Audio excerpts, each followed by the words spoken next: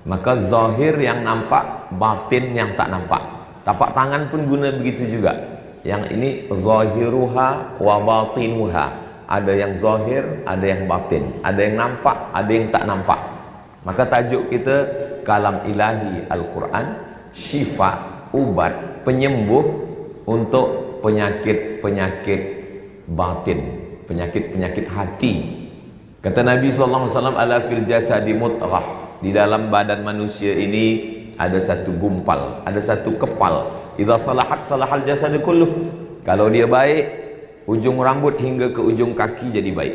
Wa idza fasadat, kalau dia rosak, kalau dia sakit, fasadal jasad kulluh. Maka yang lain pun ikut menjadi sakit, ikut menjadi rosak. Kata Nabi SAW, ala wahyal qalb. Dia adalah hati. Maka penyakit-penyakit hati inilah yang akan kita bahaskan pada pagi ini. Saya pilih ada 5 penyakit hati. Sebenarnya banyak, tapi sebab kita lapar, susah nak ingat. Bukan saya cakap hadirin hadirat, saya susah nak ingat menyampaikan. Jadi saya hadkan pada 5 saja. Penyakit hati yang pertama kali adalah kata Allah Ta'ala, wa min syarri hasidin idza hasad. Nama penyakitnya hasad.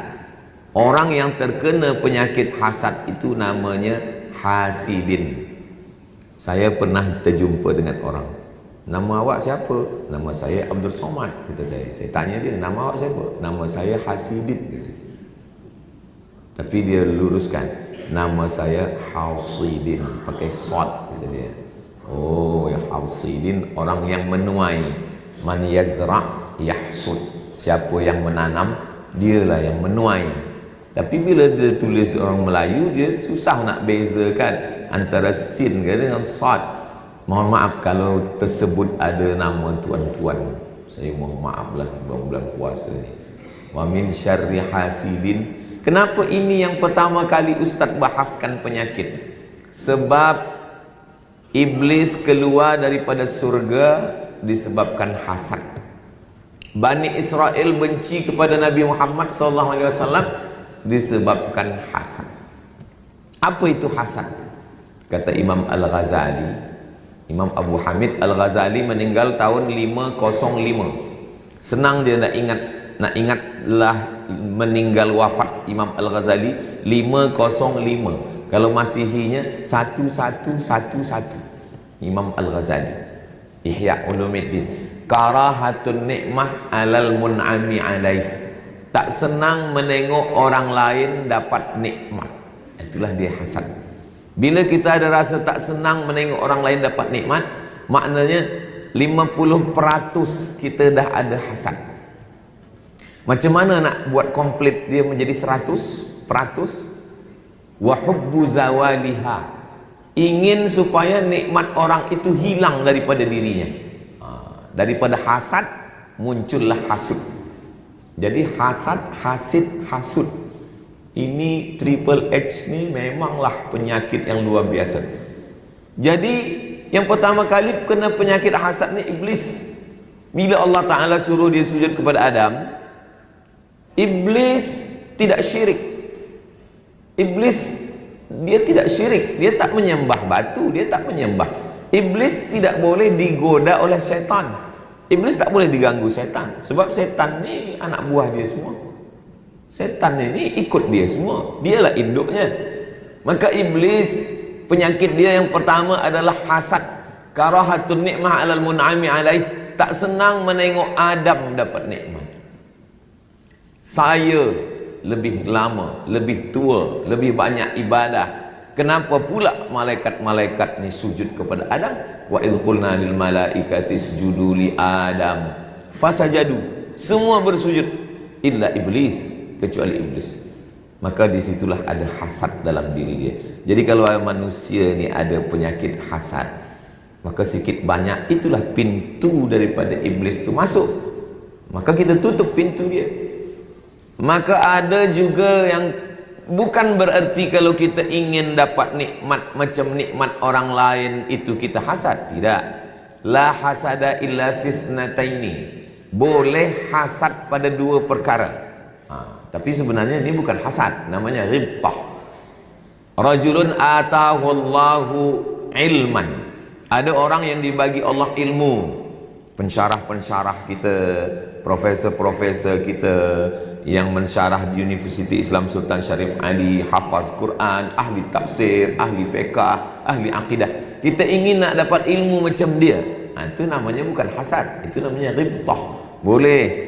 Rajulun atahullahu malan fasallatahu ala halakatihi. Ada orang-orang yang dibagi Allah harta, dia bina masjid, dia bina sekolah, dia bina tempat anak yatim, dia bagi scholarship. Kita ingin nak kaya juga macam dia. Boleh.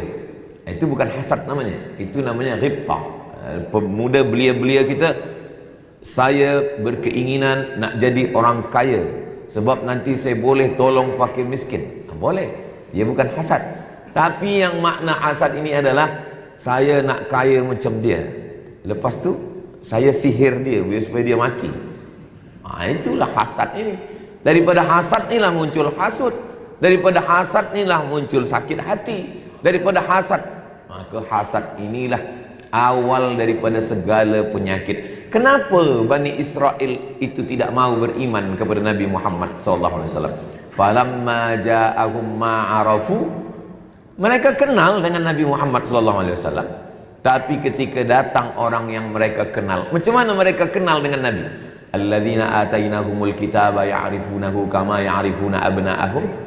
Mereka mengenal Nabi Muhammad SAW seperti mereka mengenal anak kandung mereka sendiri. Ada seorang perempuan, anak dia dah hilang 13 tahun. Tiba-tiba dia pergi ke muzium manusia yang dah mati, tapi kemudian dia boleh nampak. Dia ada rasa dalam hati, ini macam anak saya. Dia tengok-tengok ada bekas tattoo. Dia tengok macam tattoo yang dah dibuang. Itulah kuatnya ikatan seorang ibu. Dia sak ni macam anak saya lah bentuknya ni, walaupun rupa dah diubah. Rupanya bila dah research, memang betul lah itu dia anak dia. Dia bawa ke mahkamah, dia tuntut dan dia menang. Rupa-rupanya jasad anak dia ni dijual oleh suami dia, dibagi racun, mati, dan dijual ke muzium untuk dibuat exhibition supaya orang banyak tengok, tonton tentang tubuh manusia. Begitulah seorang ibu boleh mengenali anaknya. Maka bila seorang ahli kitab Yahudi masuk Islam, namanya Husain, selepas dia masuk Islam, Nabi ubah nama dia menjadi Abdullah bin Salam. Mereka bertanya kepada Abdullah bin Salam, wahai Abdullah bin Salam, ya, engkau kan Yahudi ahli kitab, betul. Dalam Al-Quran dikatakan, alladzina atainahumul kitaba ya'rifunahu kama ya'rifuna abna'ahum. Orang ahli kitab itu mengenali Nabi Muhammad SAW itu macam mereka mengenali anak kandung mereka. Kata dia, betul. Kenal kamu dengan Nabi Muhammad itu? Saya lebih yakin mengenali Nabi Muhammad itu sebagai Nabi, lebih yakin saya daripada anak yang di rumah itu anak saya. Kenapa begitu? Sebab boleh jadi, maaf, boleh jadi istri saya berselingkuh dengan lelaki lain. Tapi Nabi Muhammad ini suatu kepastian. Itulah kenapa dia bersyahadat, asyhadu an la ilaha illallah wa asyhadu anna Muhammadan Rasulullah sallallahu alaihi wasallam. Itu juga yang terjadi ketika Abu Talib membawa Nabi Muhammad SAW masa kecil lagi. Dia nak pergi ke Syam.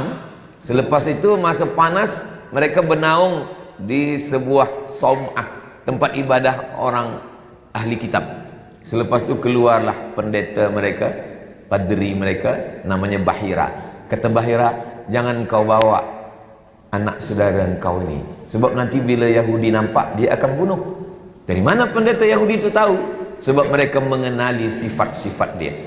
Kemudian Bahira bertanya, ini siapa? Kata Bahira, ini anak saya. Ini siapa? Kata Abu Talib, ini anak saya. Kata Bahira, kalau betullah kitab yang saya baca, ini bukan anak engkau. Sebab anak ini ayahnya dah meninggal bila dia dalam rahim ibunya. Dari mana engkau tahu? Kata Abu Talib. Sebab 3. Satu, nampak saya dari tadi awan menaungi dia. Yang kedua, pokok-pokok kayu bersimpuh dan batu-batu pun bersujud kepada dia. 3 tanda itu hanya ada pada seorang nabi yang diutus Allah SWT. Dari mana Bahira tahu? Bahira tahu alladzina atainahumul kitaba ya'rifunahu kama ya'rifuna abna'ahum. Falamma ja'ahum ma'arafu, tapi manakala yang mereka kenal itu sudah datang, kafaru bih, mereka ingkar kepadanya. Kenapa mereka ingkar? Hasadan, hasad, dengki. Mereka mahunya nabi yang last sekali itu adalah dari puak keturunan Ishak, sama-sama anak Ibrahim, tapi dari jalur Ishak. Ishak menurunkan Yakub, Yakub menurunkan Yusuf, Yusuf ada saudara Yahuza, keturunan ini adalah Yahudi. Mereka ingin daripada Ishak, sedangkan ini bukan daripada keturunan Ishak. Dari Ibrahim turun kepada Ismail, dari Ismail turun kepada bawah Sayyidina Muhammad SAW, anak Abdullah, anak Hashim, anak Abdi Manaf, anak Qusay, keturunan daripada Sayyidina Adnan, keturunan Sayyidina Ibrahim alaihissalam. Mereka padahal masih satu puak dengan Ibrahim, mereka hanya bersimpang pada Ishak dan Ismail saja pun dia tak mahu. Kita berapa simpang beza kita kepada Nabi Muhammad SAW. Kalaulah Nabi Muhammad itu, kalaulah orang-orang Melayu Nusantara ini tidak mau menerima Nabi, kami hanya mahu kalau Nabi Muhammad itu orang Melayu, mungkin kita tak bersyahadat, tapi kita tak tengok. Yang penting dia adalah Nabi utusan Allah, dan semua kita bersyahadat asyhadu an la ilaha illallah wa asyhadu anna Muhammadan Rasulullah. Penyakit yang pertama hasad. Macam mana kita tahu bila kita ni kena penyakit hasad? Alhamdulillah sampai hari ini belum ada lagi hospital yang boleh mengadakan medical check up awak kena penyakit hasad. Semalam saya dari Pekanbaru Riau ke Jakarta, dari Jakarta ke Bandar Seri Begawan, masuk airport 2 kali ada pintu untuk cek logam, apakah saya ni ada membawa besi atau tak bawa besi. Berbunyi dia, tet kata dia, berbunyi. Ustaz nampaknya ada ikat pinggang, ada jam tangan dah buka semua, tak ada. Oh rupanya di topi tu ada besi sikit, berbunyi dia. Cuba kalau masjid ni di pintu dipasang juga macam tu, berbunyi. Siapa yang ada hasad berbunyi dia. Bila saya masuk tadi berbunyi. Yang tahu hanya security saja. Selepas tu saya bagi tazkirah. Yang akan kita bahas adalah penyakit hati. Yang pertama penyakit hasad. Semua tersenyum. Yang cakap hasad pun ada hasad juga. Allah jaga saya. Allah masih menutup aib yang ada pada diri kita. Yang tahu saya ni hasad tak hasad hanya Allah Subhanahu wa taala sahaja. Tapi saya tahu bahawa saya ni ada hasad ke ada tak ada hasad. Dari mana tahu? Karahatun nikmah alal mun'ami alaih. Ada rasa tak senang menengok orang lain dapat nikmat. Tiba-tiba saja bila saya buka handphone, scroll, baca berita Rektor Universiti Islam Sultan Syarif Ali mendapat gelar Datuk Seri. Saya tengok di hati saya ada rasa senang tak? Kalau saya ada rasa senang, berarti saya dah sampai pada puncak iman. La yu'minu ahadukum, kamu tak beriman hatta yuhibba li akhi, sampai engkau senang kepada saudaramu ma yuhibbu li nafsih, sama macam senang pada diri sendiri. Kalau kita senang menengok saudara kita dapat nikmat, itu maknanya kita dah sampai pada puncak iman. Tapi kalau dalam hati kita ada rasa tak suka, ada rasa benci, sesungguhnya kita dah ada hasad. Macam mana rasa Ustaz masa baca berita tu? Taklah saya ceritakan, cukuplah saya dengan Allah sendiri. Tapi rasa-rasanya saya rasa ikut senang hati, saya rasa ikut bangga hati. Maka kita jangan selalu post semua berita kesenangan kita, jangan selalu post di Instagram, di TikTok, sebab tak semua orang senang menengok kebahagiaan kita. Kadang bila dia tengok naik gula darah dia, bila dia tengok naik darah tinggi dia. Sebab tak semua orang senang. Ustaz cakap macam ni, tapi kami tengok Instagram Ustaz selalu posting. Memanglah saya nak susahkan hati orang. Yang ejek-ejek saya, yang olok-olok saya, memang saya bagi gambar semua. supaya dia cepat mati. Mana boleh, tak boleh kita nak buat orang tak baik. Maka segala nikmat Allah tu kita sembunyikan yang kira-kira menyakitkan hati dia. Dari penyakit hati inilah dia keluar kepada penyakit badan. Saya banyak kawan doktor, saya tanya, doktor, ya, kenapa ada orang tak makan kambing, tak minum susu, tak makan gulai kambing, tak makan sate kambing, tapi kolesterol dia naik, gula darah dia naik, diabetes dia naik, jantung dia naik? Kenapa, kata saya? Kata doktor, sebenarnya ini bukan masalah makanan, Ustaz. Ini masalah psikologi. Ini masalah fikiran, kata dia. Oh, saya fahamlah. Maknanya doktor ni cakap dia lembut. Kalau cakap saya, ini masalah busuk hati. Tak senang menengok orang lain dapat nikmat. Bila pergi walimah, bila pergi akikah, bila pergi acara program nikah, bila tengok orang nak cepat balik, kata seorang perempuan, bang cepatlah kita balik. Kenapa? Gelang kawan ni besar betul. Tengok. Maka isteri saya, tapi bukanlah makna saya nak menyindir-nyindir, tidak. Kadang orang bila mendengar tazkirah ni, kenapalah ustaz ni macam nak sindir saya saja. Maka kunci mendengar tazkirah tu saya selalu bagi tahu. Kunci mendengar tazkirah, jangan seakan-akan ustaz tu nak menyindir kita saja. Kunci mendengar tazkirah Ustaz Abdul Somad tu satu saja, jangan sakit hati. Sebab beberapa jamaah bila dia sakit hati balik ke rumah meninggal. Macam mana boleh? Bukanlah sebab itu. Maka hati kita ni mesti kena jaga hati. Cubalah kita bawa kereta. Kita bawa kereta, ini kita drive, yang pegang ni tangan kita. Semuanya tangan dan kaki, tangan, kaki, mata, tangan, kaki, mata. Tapi bila kita tengok apa yang polis tulis di tepi jalan, hati-hati. Kenapa tak kaki-kaki? Kenapa tak mata-mata? Kenapa tak tangan-tangan? Kerana mata, tangan, telinga dan kaki dikendalikan oleh hati. Itu maka mesti jaga hati, jangan sampai sakit hati. Galah patah boleh disambung, kaca retak boleh direkat. Hati yang sakit, kemana ubat akan dicari? Boleh untuk status esok pagi. Begitulah Allah Subhanahu Wa Taala nak jaga hati kita. Maka selalu kita cakap, kita ini kalau mendidik orang berilmu, banyak orang punya ilmu. Kalau masalah hafazan Al-Quran, hadis, fiqh, usul fiqh, bahasa Arab, nazam, banyak orang hafaz. Tapi kalau dia dah menyakitkan hati kita, cakap dia tak masuk lagi. Nak menengok muka dia, engkau nak mendengar tazkirah Ustaz Somad? Aku menengok muka dia pun sakit hati. Bila lalu nampak di handphone, aku lalukan terus. Kenapa? Dia selalu sindir aku. Dia buat sakit hati saya. Jadi yang pertama sekali adalah hasad. Macam mana kita nak tahu kita ni hasad? Karahatun ni'mah 'alal mun'ami 'alaih. Tak senang menengok orang lain dapat nikmat. Dah terasa. Oh, saya dah kena hasad ni.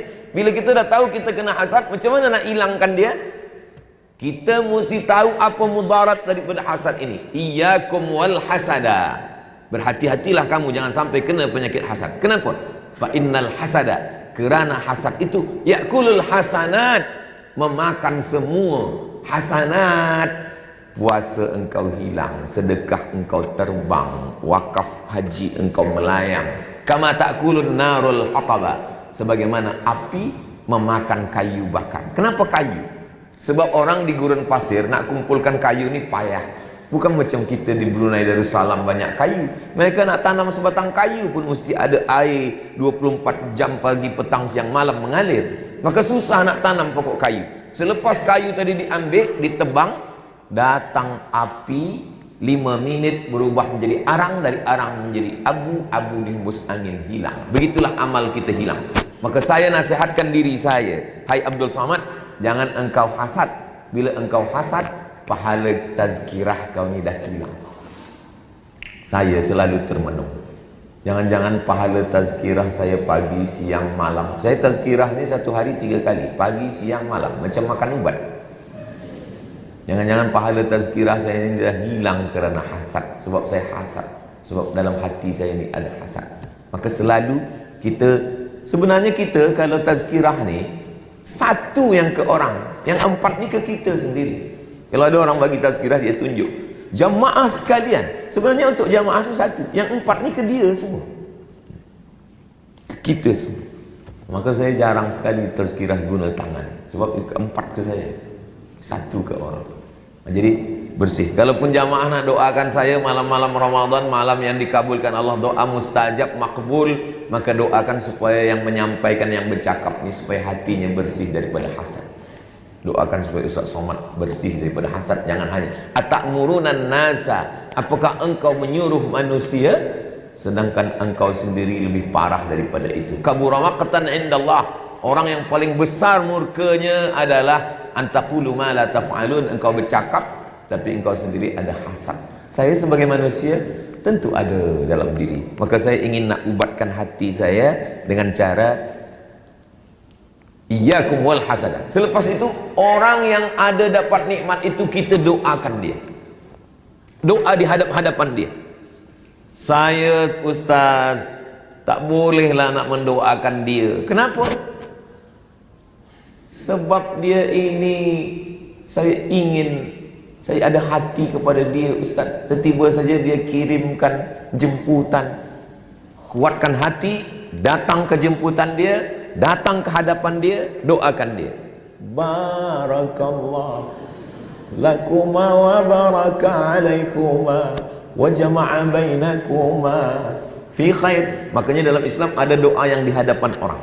Menikah dia, barakallahu lakum wa baraka alaikum wa jama'a bainakum fi khair.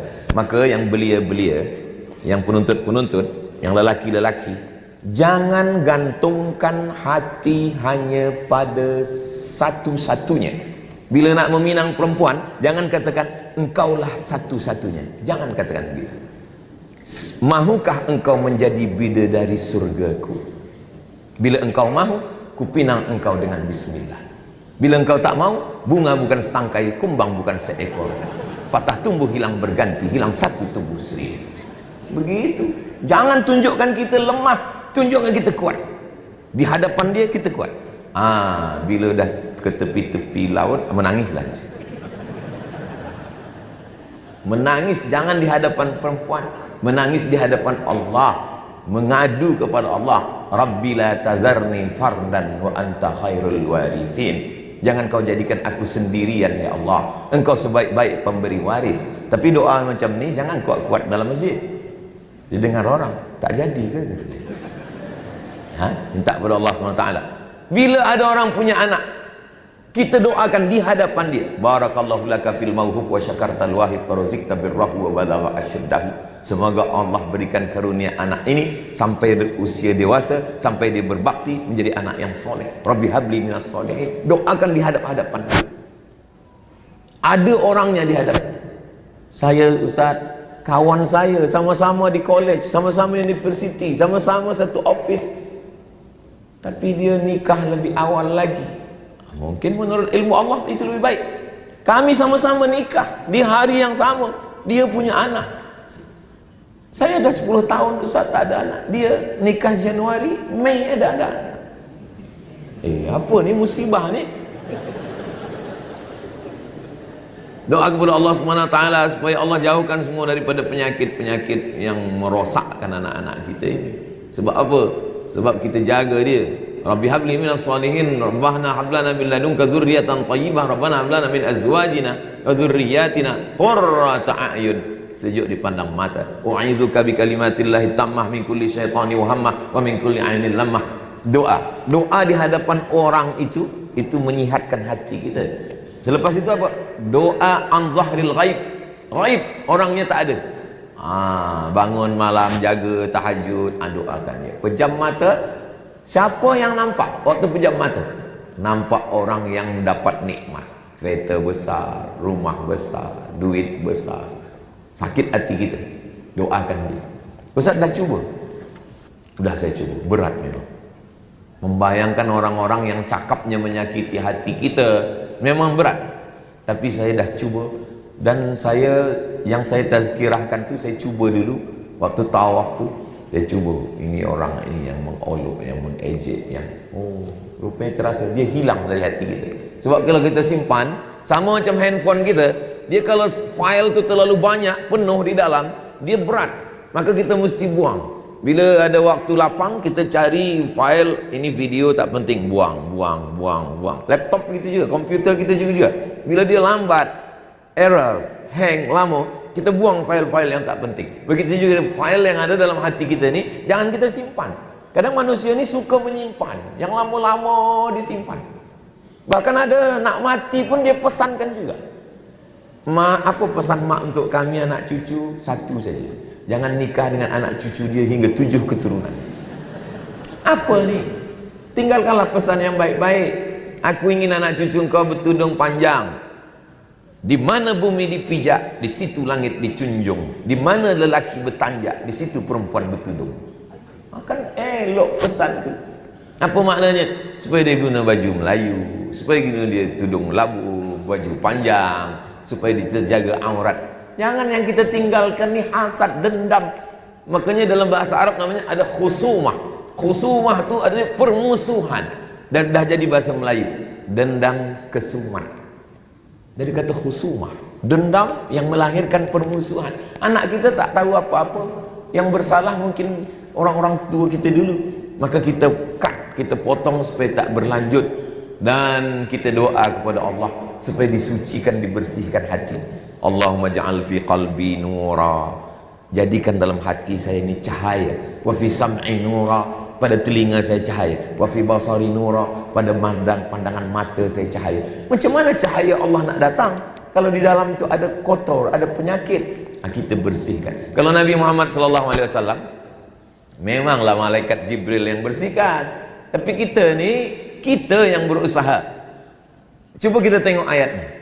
Kita dulu berikhtiar, baru Allah tolong.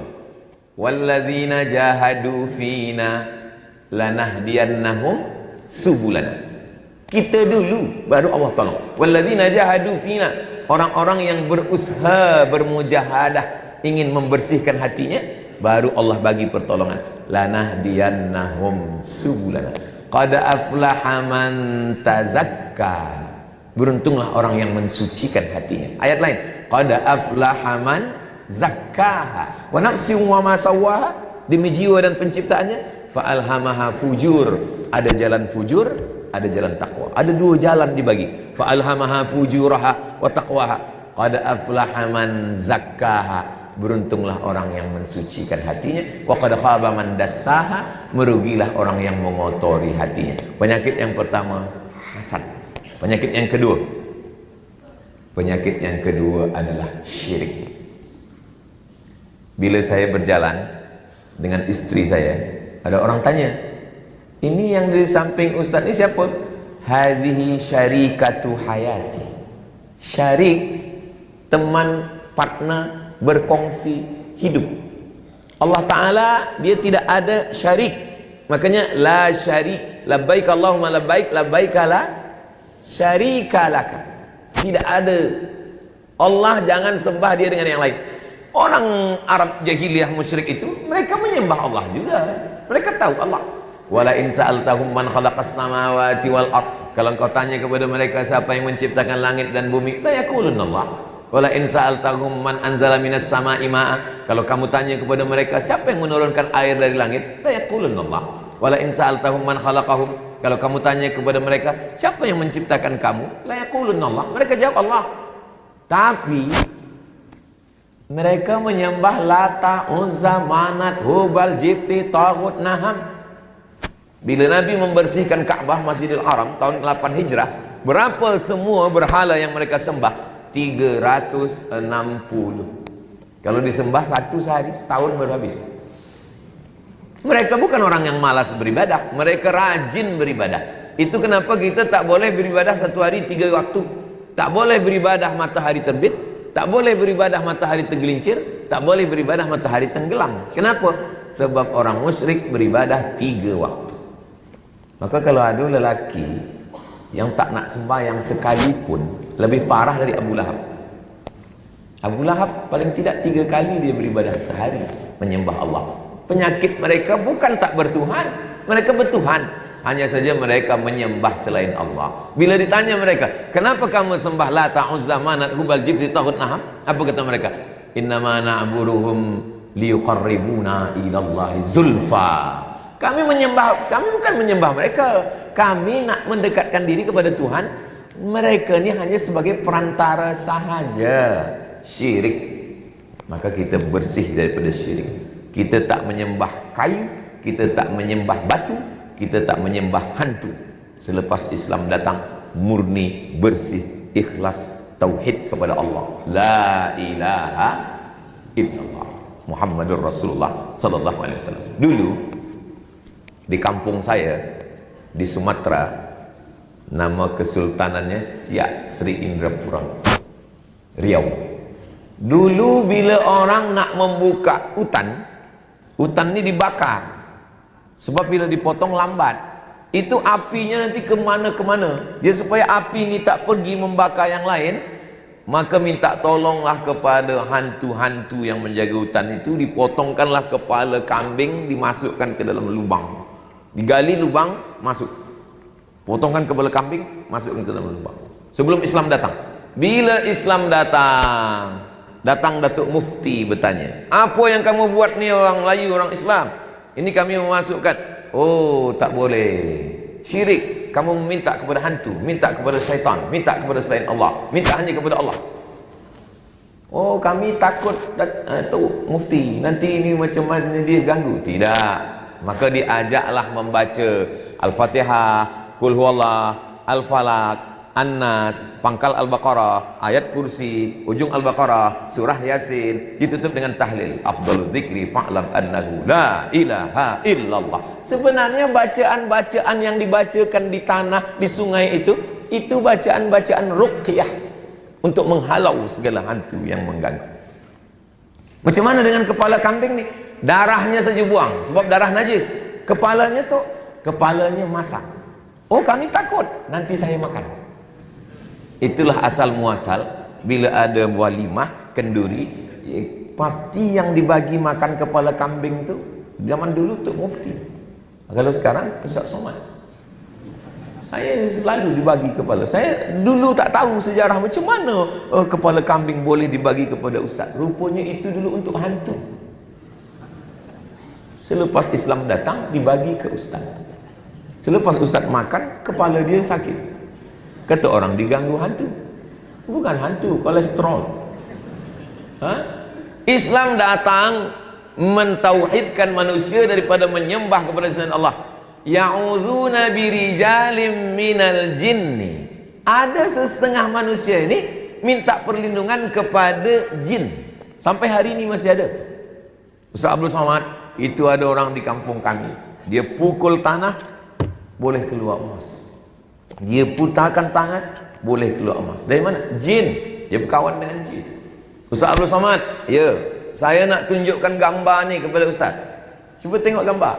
Ni gambar emas sebesar ini. Di mana ni? Di rumah saya. Di atas peti sejuk.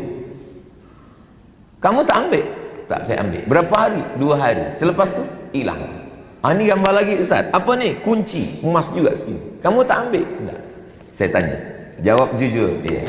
Ayah kamu, datuk kamu, atuk kamu ada yang bomoh? Oh, ada Ustaz. Jin dia tak mati. Atuk kamu mati, dia masih hidup. Ayah kamu mati, dia masih hidup. Sekarang dia nak datang ke kamu. Maukah kamu berkawan dengan dia? Kalau kamu berkawan, dia nak bagi ni. Dia nak bagi emas ni pada kamu. Kata dia, saya tak mahu Ustaz. Kenapa tak mahu? Kata saya. Kalau kamu tak mahu, bagi ke saya. Kata saya. Saya takut syirik Ustaz. Rosak tauhid saya kepada Allah. Nanti saya minta kepada dia. Sedangkan saya diajarkan iyyaka na'budu wa iyyaka nasta'in.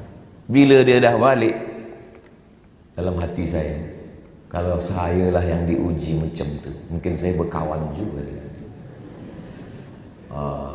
Allah nak tunjukkan pada saya, hai Abdul Somad, boleh jadi engkau bagi tazkirah, engkau faham agama, tapi kalau engkau diuji macam ni, belum tentu engkau lolos lagi. Tapi orang ni yang biasa saja, tauhid dia kuat kepada Allah Subhanahu wa ta'ala.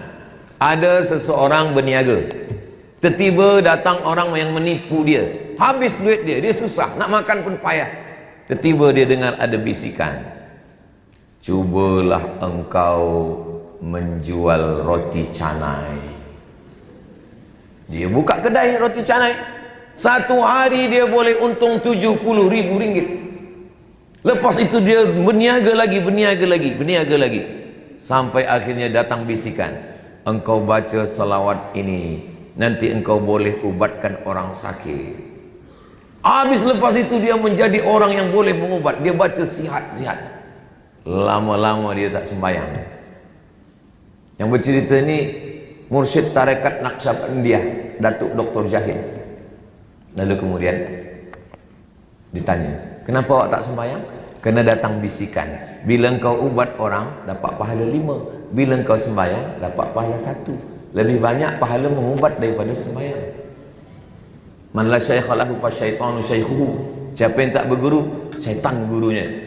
Maka hati-hati dalam berzikir, sebab pintu syaitan masuk melalui yang gaib ini. Dia sangka dia sebagai wali Allah, padahal dia adalah wali syaitan, bukan wali Allah.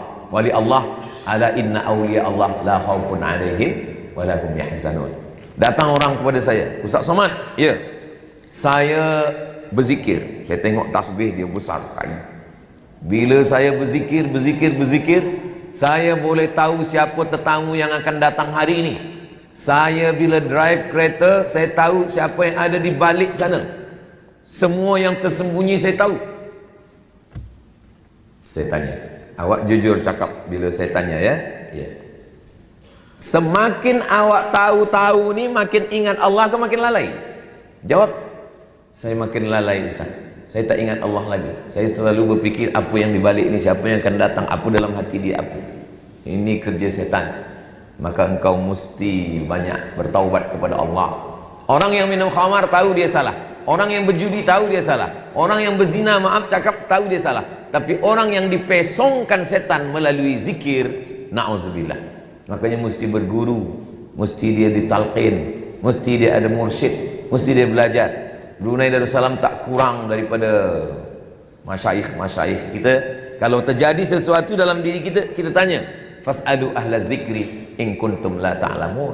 Ini penyakit yang kedua adalah penyakit syirik. Penyakit yang ketiga adalah penyakit takut, khauf, takut.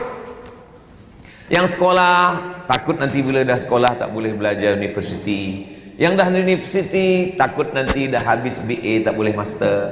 Yang master takut nanti lepas master tak boleh PhD. Yang PhD takut lepas PhD nanti tak boleh kerja. Yang dah kerja takut pula nanti sudah kerja tak boleh nikah. Yang dah nikah takut dah nikah tak ada anak. Takut. Asyaitanu ya'idukumul faqra. Setan membisikkan kefakiran kepada kamu. Maka manusia hari ini ada rasa takut, ketakutan. Khauf selalu bersanding dengan sedih. Apa beza takut dengan sedih? Takut masa hadapan, sedih masa lampau. Sedihlah dulu, sedih masa muda dulu, sedih masa kecil dulu. Kalau takut ni masa hadapan, takut esok, takut tahun hadapan, takut anak ni tak makan, takut ini, takut ini. Maka Islam datang, Islam supaya takut kita ni jangan pada makhluk, jangan pada manusia. Takut kita hanya kepada Allah. Khatib naik ke atas mimbar, pesan khatib hari Jumat, ittaqullah, takutlah kepada Allah. Ya ayyuhalladzina amanu taqullaha haqqa tuqatih. Islam tak menghilangkan takut. Bukan berarti bila kita dah Islam, bila kita dah mengaji, bila kita dah taubat, lalu kita tak ada takut lagi. Takut, tapi takut kita hanya kepada Allah. Ustaz ya ke tak takut pada yang lain? Ada rasa takut, tapi saya berusaha supaya takut saya ini hanya kepada Allah Subhanahu wa taala. Apa tujuan kita tak makan tak minum? Cuba tengok ujung. Ya ayyuhalladzina amanu kutiba alaikumus shiyamu kama kutiba alal ladzina min qablikum la'allakum tattaqun. Bila saya sedang makan di rumah jamaah, ada satu tetamu tu bertanya, Ustaz Somad, ya, boleh saya tanya? Boleh, kata saya. Macam mana orang takut pada isteri? Kata saya, orang yang takut isteri, nanti bila dia mati, dia tak kena azab kubur, kata saya. Kenapa begitu, Ustaz? Sebab dia dah terlampau kena azab di dunia. Dia sebenarnya bukan takut kepada manusia, tapi pada cakapnya. Kenapa awak takut? Sebab dia selalu tanya saya, dah sembahyang ke, dah baca Quran ke, pergi ke mana, balik pukul berapa, jalan sama siapa. Jadi awak takut sebab itu ya. Itu adalah bidadari surga yang dikirim Allah Subhanahu wa taala. Supaya engkau jangan buat maksiat, supaya buat dosa. Sebenarnya suamilah yang mengingatkan istri supaya jangan ini, jangan ini. Al-mu'minun lelaki, wal mu'minat perempuan, ba'duhum awliya'u ba'd, mereka saling tolong menolong, ya'muruna bil ma'ruf wa yanhauna 'anil munkar. Mestinya lelakilah yang menjagakan istri untuk jaga malam supaya tahajud, untuk jaga malam. Rahimallahu mar'an ayqadha ahlahu, Allah merahmati seorang suami yang menjagakan malam istrinya untuk tahajud, untuk makan sahur. Tapi sudah 15, 14, 15 malam ni, siapa yang, tapi 15 malam ni rasa-rasanya istrilah yang menjagakan suami. Di tempat saya, kalau di Brunei Darussalam, suami lah membagakan. Dialah yang mengambilkan air, memercikkan ke wajah istrinya. Wake up my honey, wake up my darling. Kalau yang nikah bulan Syakban kita. Tapi kalau yang udah 20 tahun macam polis di Masjidil Haram lah, haji. Sebenarnya ini tanggung jawab lelaki. Ar-rijalu qawwamuna 'alan nisa. Lelaki yang meluruskan perempuan. Khuliqatil mar'atu min dhila'. Perempuan itu diciptakan dari tulang rusuk, a'wajuha a'laha. Tulang rusuk yang paling bengkok, yang paling atas. In akhadta aqamtaha kassartaha. Kalau engkau paksa dia untuk lurus, dia akan patah. Maka pandai-pandailah meluruskan. Makanya nanti di akhir zaman, satu lelaki 50 perempuan. Sebenarnya kalau kita tengok, bukan satu rajul disebut, satu qawwam. Qawwam maksudnya lelaki yang betul-betul sebenar-benar lelaki yang boleh menasihati, meluruskan perempuan. Jadi ketakutan kita, jangan takut, kita ada Allah. Abu Bakar Siddiq 13 tahun sudah belajar kepada Nabi Muhammad SAW. Tapi bila mereka berada di Jabal Thur, takut. Apa kata Nabi SAW? La tahzan, innallaha ma'ana.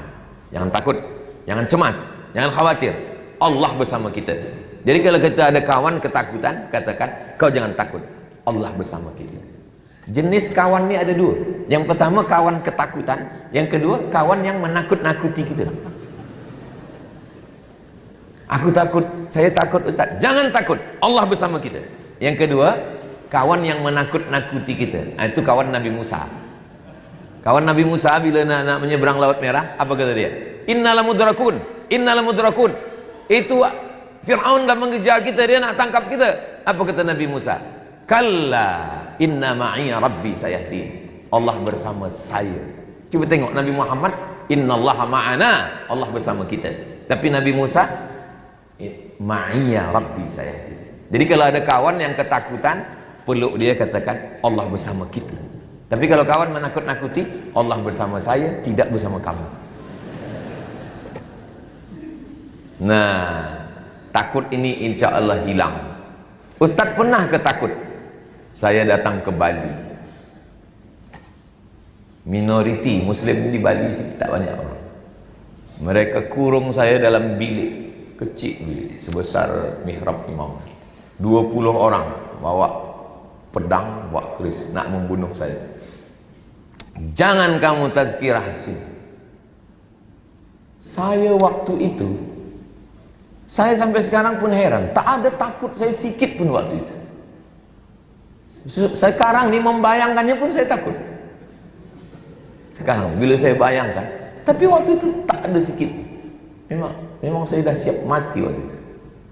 Waktu itu. Disitulah saya tahu bahwa takut itu bukan dari kita, Allah yang bagi. Saya bilang saya tidak. Dia suruh saya cium bendera merah putih itu suruh cium. Saya tak mau. Untuk apa kamu suruh cium saya? Datuk nenek moyang saya yang berjuang dulu membunuh Belanda. Sultan kami yang membagi 11 juta golden untuk kemerdekaan. Kenapa pula kamu yang suruh saya? Saya tak mau. Kalau kamu tak mau, kamu keluar sekarang dari pulau ni. Saya akan keluar, kata saya. Saya akan pergi. Saya tak mau. Datang satu orang. Ustaz Abdul Somad, itu kaum muslimin di Masjid An-Nur sudah berkumpul 5.000 orang. Ini akan terjadi perang kalau sampai begini. Akhirnya saya tetap bertahan, tapi apa yang dia suruh saya tak mau. Sampai akhirnya datanglah raja dia, agamanya Hindus. Raja dia duduk di masjid.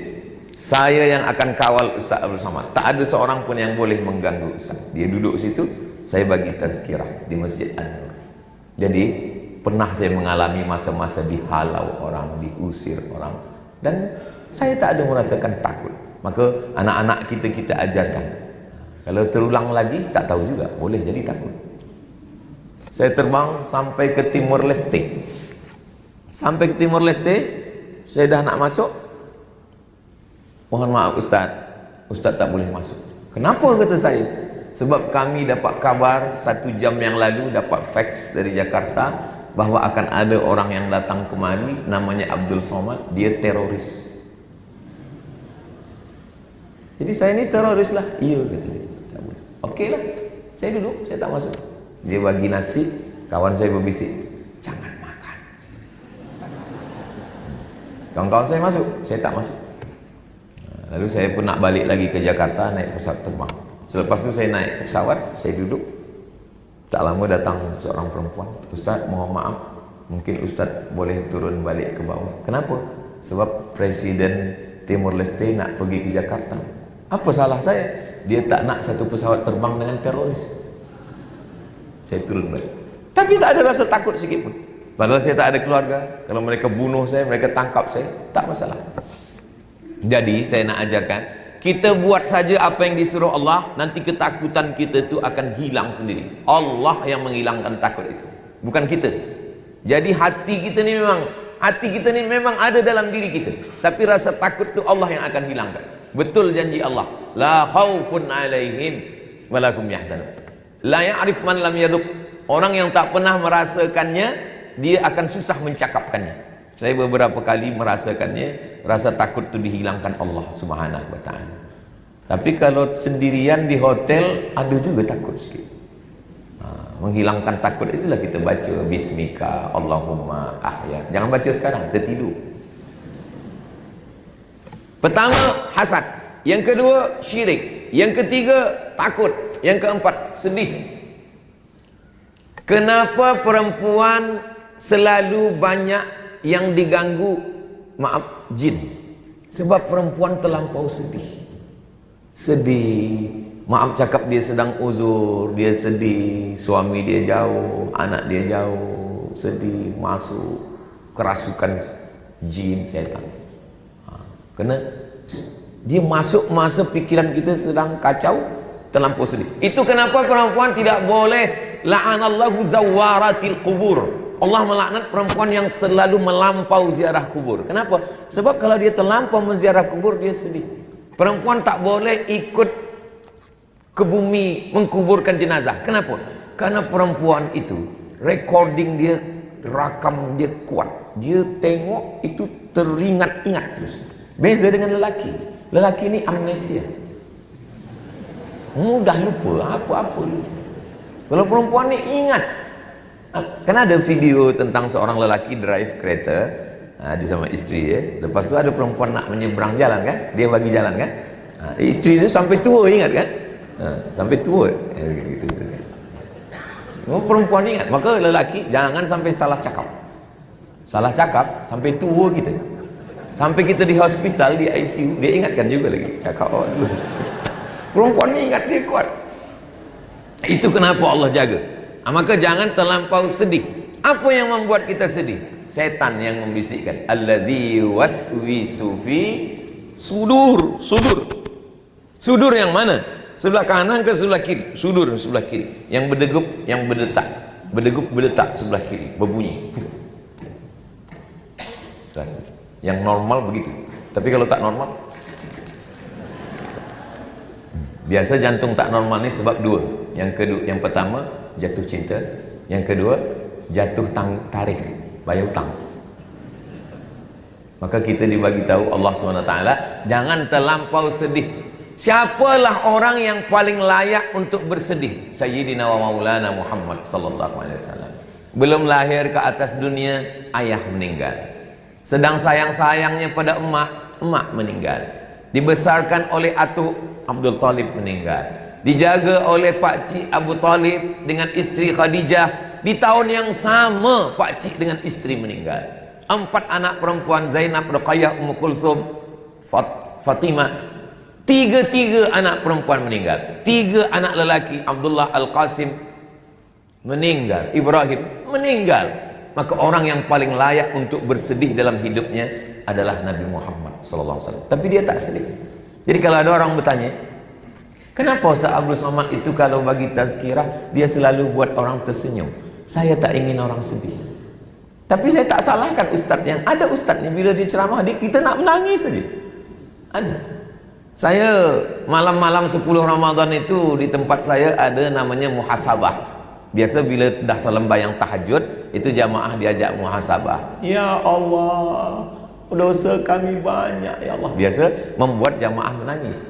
Saya disuruh, Ustaz, bolehkah Ustaz memimpin muhasabah? Kata saya mohon maaf, saya tak boleh membuat jamaah ni menangis. Cubalah Ustaz. Saya tak boleh, kata saya. Cuba. Dia terus desak saya. Akhirnya saya cuba.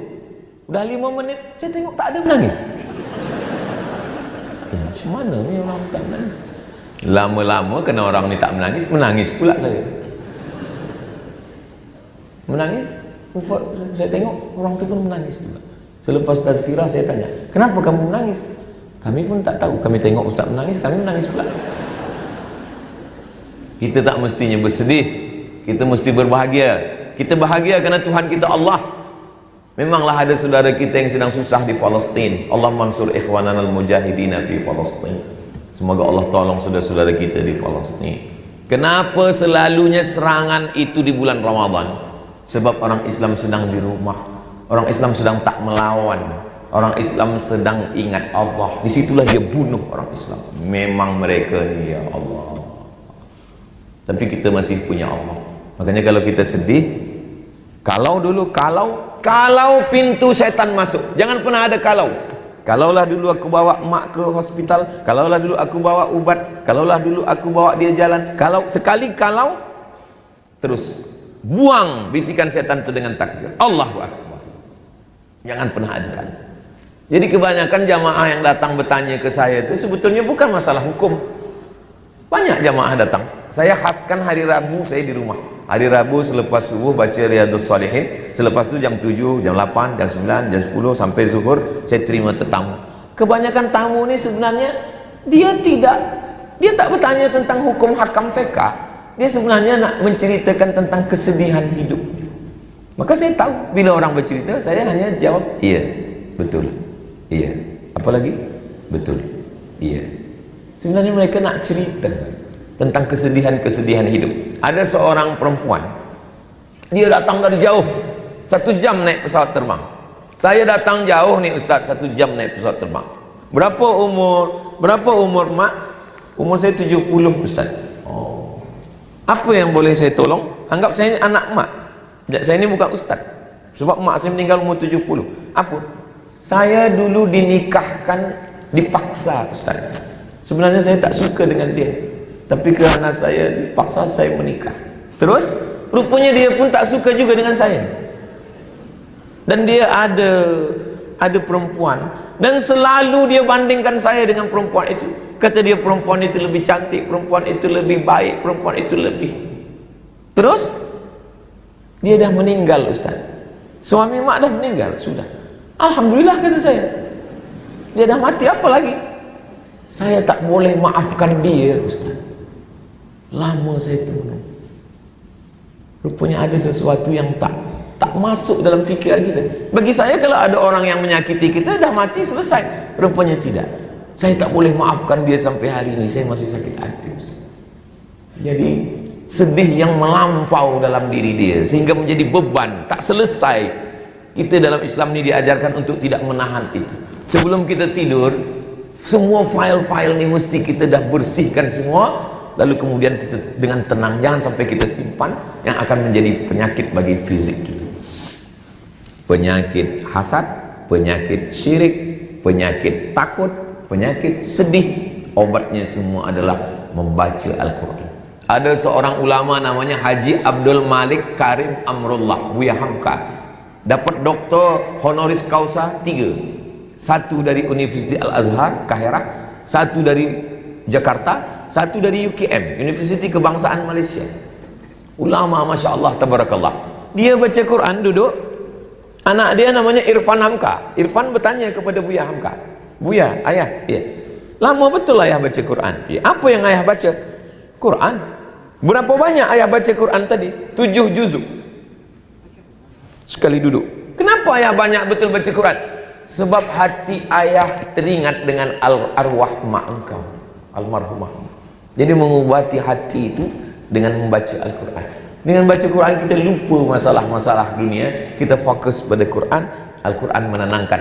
Ala bidzikrillahi tatmainnul qulub. Dengan banyak berzikir maka hati akan menjadi tenang. Last sekali yang kelima adalah penyakit ghaflah, lalai.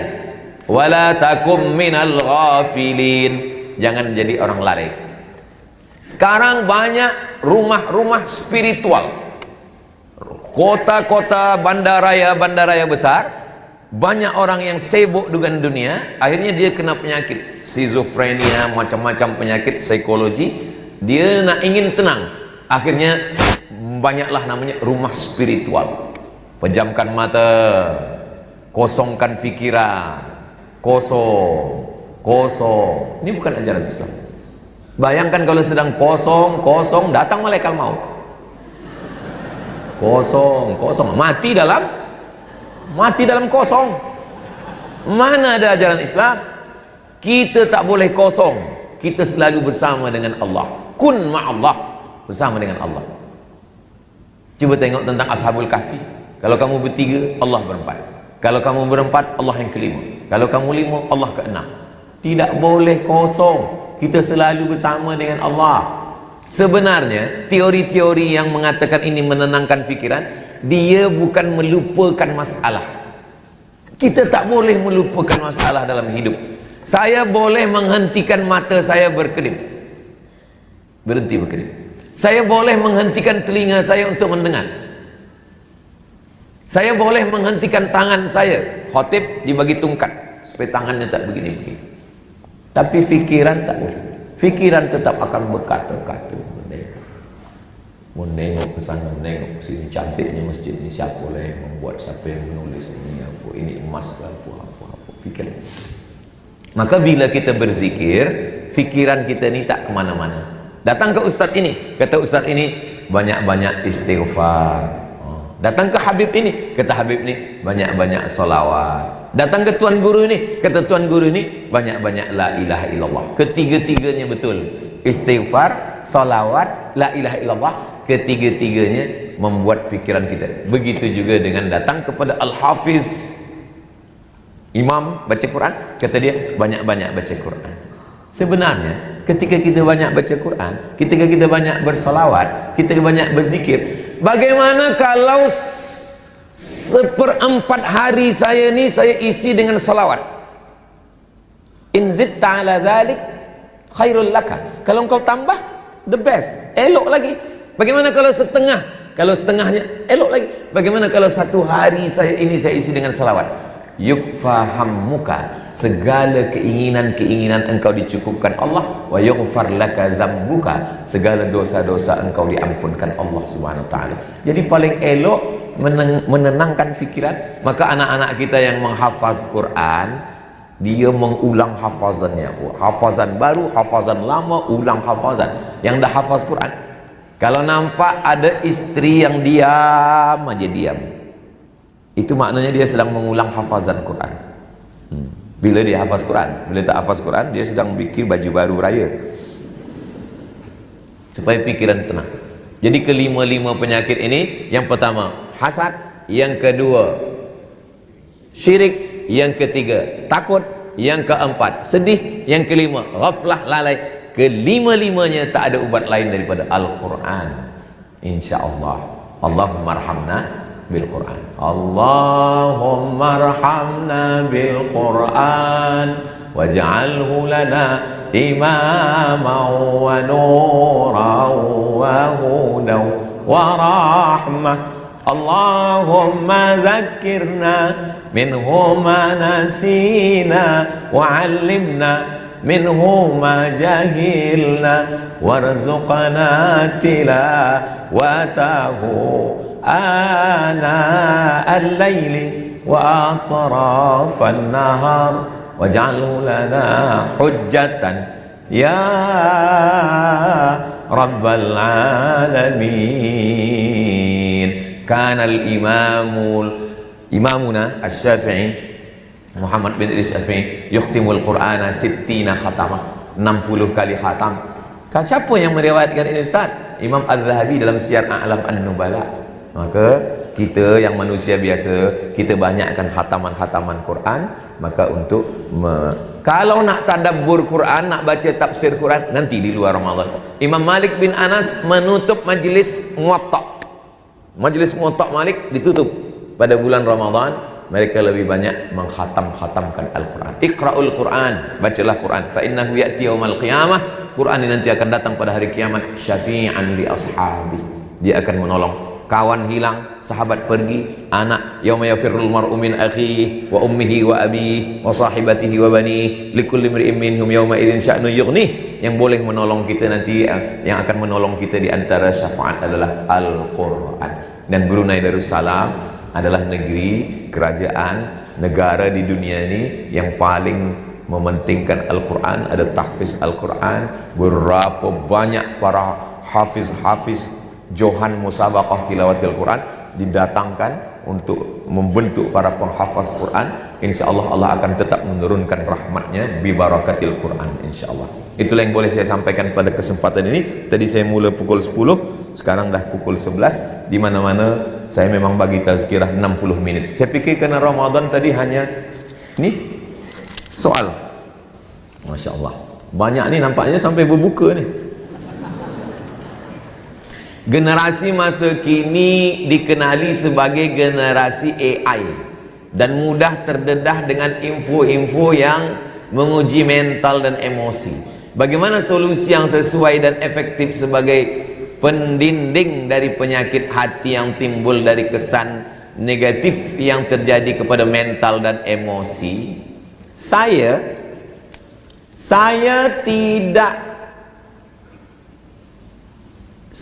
ada Instagram, ada TikTok, ada FB, ada grup-grup WhatsApp, tapi saya tak tahu password. Semua password saya bagi ke admin. Sebab apa? Sebab bila saya tahu password, saya buka, nanti saya akan balas. Saya tahu tentang diri saya tak boleh tahan. Ini bila saya buka, nanti dia hamun saya lawan, saya emosi, saya pukul handphone ni pecah. Maka kitalah yang paling mengerti. Halakam ru'un lam ya'rif qadrahu. Orang celaka, orang yang tak tahu siapa diri dia. Kita kenali diri kita. Mana yang kita tak suka, lalu cepat. Jangan dah lalu, tengok balik. Lalu cepat. Saya tahu tentang diri saya. Komen-komen tu ada juga saya baca satu-satu, tapi saya tak boleh balas, saya tak boleh replay.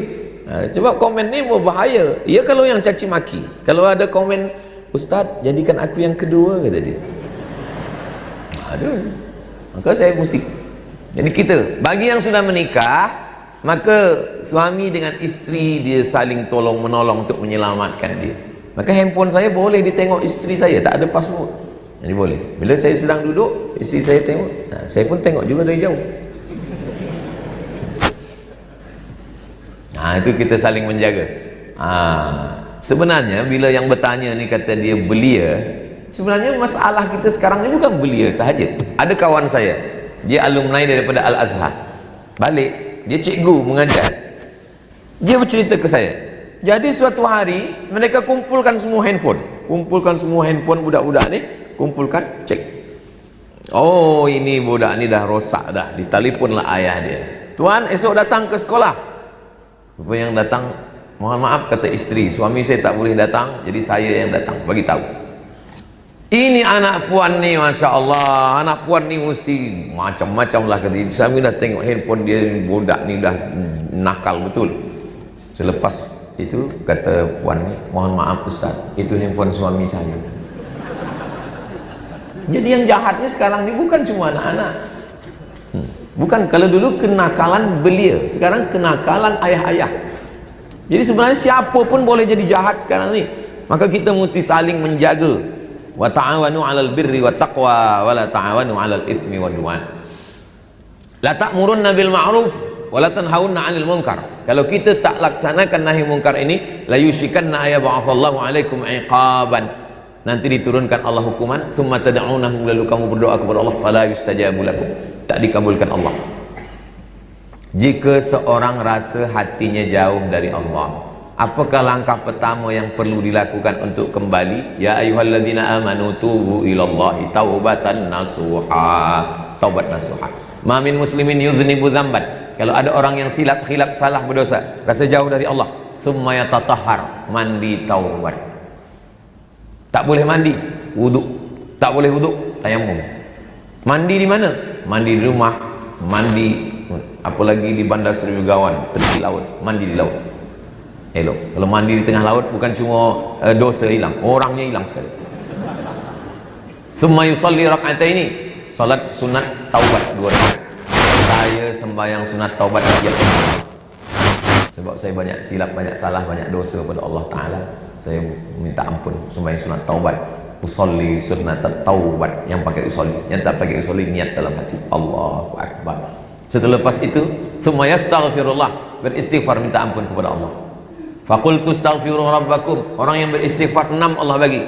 Innahu kana ghaffara, yursilis sama alaikum midrara, wa yamdidkum bi amwali wa banin, wa yaj'al lakum jannatin, wa yaj'al lakum anhara. Maka diberikan Allah. Man lazimal istighfar, siapa yang mau banyak-banyak istighfar, ja'alallahu lahu min kulli dhiqin makhraja, kesempitan hidupnya dibagi Allah solusi, jalan keluar. Wa min kulli hammin faraja, kesusahannya diberikan Allah kelapangan. Wa razaqahu min haitsu la yahtasib, diberi Allah dari jalan yang tak disangka-sangka.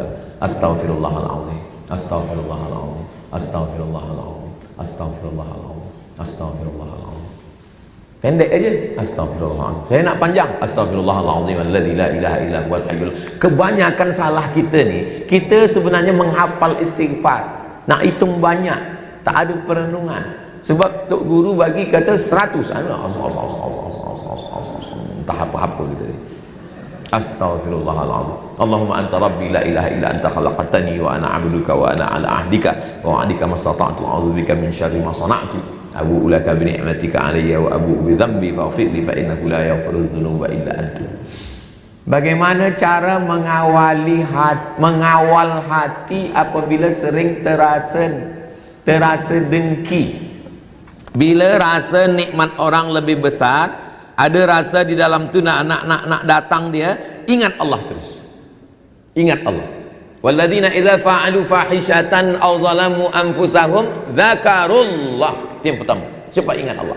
Selepas ingat Allah, fastaghfaru, minta ampun kepada Allah. Walam yusirru, 3. Ingat, istighfar, walam yusirru, cut, potong. Jangan terus.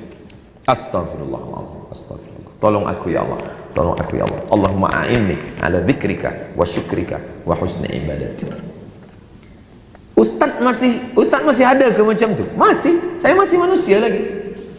Madamat arwahuhum fi ajsadihim, selama roh ada dalam jasad, selama jantung masih berdetak, selama nafas masih berembus, masih. Maka manusia ni nanti bila dia dah mati, mustarih.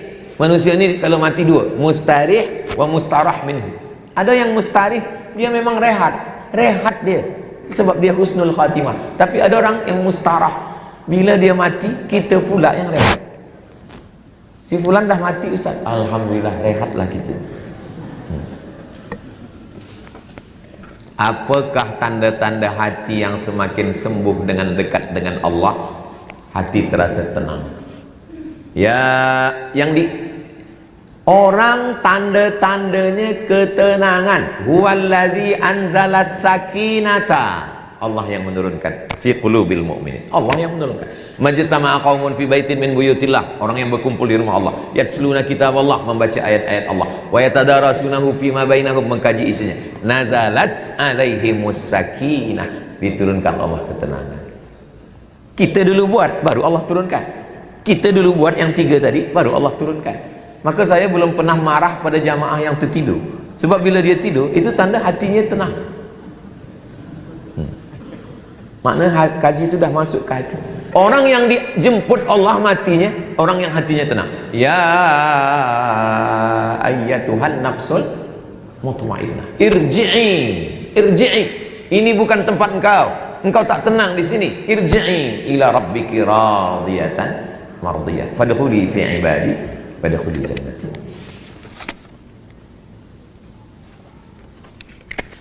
Mohon share amalan untuk sentiasa membersihkan hati dan istiqamah dalam beribadah. Pertama, pintunya taubat. Selepas kita pintu taubat itu, kita kemudian ana inda husni zanni abdi bi, bersangka baik kepada Allah. Sangka baik kepada Allah. Kita ada program, Allah ada program untuk kita. Saya ulang balik, saya ada program untuk diri saya, tapi Allah juga punya program untuk saya. Itulah takdir yang berlaku dalam hidup ini. Program saya atau program Allah? Program Allah. Maka bila program kita tak berjalan, maknanya kita husnuzan, program Allah jauh lebih indah. Saya ingin mengajar di Brunei Darussalam, itu program saya. Bila saya dah master dari Maghribi, saya datang ke Brunei tahun 2007 awal. Itu program saya. Tapi kata Allah tak. Kata Allah, aku punya program untuk engkau. Nanti engkau balik dulu ke kampung, engkau masuk dulu ke hutan, engkau bina dulu ma'had. Program Allah jauh lebih indah. Pada akhirnya, apa rencana Allah untuk diri kita lebih indah. Saya balik dulu ke kampung, saya bina ma'had Nurul Azhar, ma'had untuk orang hutan, orang asli yang tak beragama. Kami masuk lagi ke dalam Bagan Benio, kami masuk lagi ke suku anak dalam, kami masuk semua. Selepas semua selesai, kata Allah, nanti bila dah selesai, engkau datang juga ke Universiti Islam Sultan Syarif. Rencana Allah lebih indah. Maka bagi Allah Ta'ala. Jadi tidak ada pemuda belia yang menangis. Kenapa kamu menangis? Saya tak jadi nikah dengan dia. Rencana Allah jauh lebih indah. Allah akan sediakan yang lebih baik, yang lebih indah. Husnuzan pada Allah. Pertama, taubat. Yang kedua, husnuzan. Punca adalah ridha. Ridha. Jangan beramal kerana ingin surga, kerana hanya dapat surga, tapi beramallah kerana ingin dapat ridha Allah. Allah akan bagi semua. Wala saufa yu'tika rabbuka fatarda. Ridha. Makanya maqam yang paling tinggi adalah ridha. Ridha itu apa? Ridha itulah yang diundang, dijemput Allah SWT. Radiyatan mardiyah, yang ridha kepada Allah. Maka pagi kita katakan raditu billahi rabba wa bil islami dina wa bi muhammadin nabiyyan wa rasulah. Mohon share ayat pendinding diri daripada kena sihir. Saya tengok orang Melayu di mana-mana nak menyambut puasa baca itu, malam Jumaat baca itu, rumah baru baca itu, akikah budak kecil baca itu juga. Al-Fatihah, Qul Huwallah, Al-Falaq, An-Nas, pangkal Al-Baqarah, ayat kursi, ujung Al-Baqarah, tahlil. Dari ujung Sumatera sampai ke Sulawesi, sampai ke Kalimantan, sampai ke Semenanjung, Sabah, Sarawak, sampai ke Brunei Darussalam, bacaannya sama. Itu menunjukkan yang mengajarkan itu ulama yang sama.